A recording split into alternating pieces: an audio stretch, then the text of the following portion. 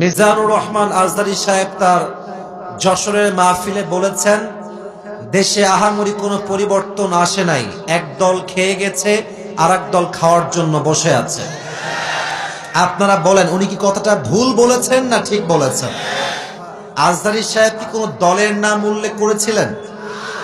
এই যে আস্তে কথা বললেন, কোন দলের নাম বলেছেন?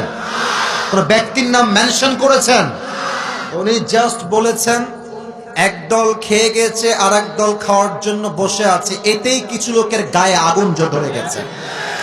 আমরা কোন দলের নাম উল্লেখ করি না। আচ্ছা, মনে করেন যে আজহারী সাহেব কোন দলের নাম উল্লেখ করেই ফেলেছেন, কোন দলের নাম এক্স্যাক্টলি মেনশন করেছেন, তো আমাদের কি জনগণ হিসেবে বাক স্বাধীনতা নেই? বলেন সবাই, আছে না নাই? যদি আমাদের বাক স্বাধীনতা কেউ কাটতে চায়, তাদেরকে আওয়ামী লীগের ইতিহাস মনে রাখতে হবে। যুবক ভাইরা আমার, তো আমি দেখলাম একজন নেতা, তার নামটা আমি জাস্ট বলেই ফেলছি, ছোট্ট নাম বলছি, দুদু সাহেব। উনি বললেন, কোথাকার কোন আজহারি মাঝহারি মিয়া, আজহারি কি মাঝহারি? এটা কি আপনাদের সস্তা মনে হয়? আজহারি এটা হচ্ছে বাংলাদেশের ব্র্যান্ডের নাম। যুবক ভাইরা আমার,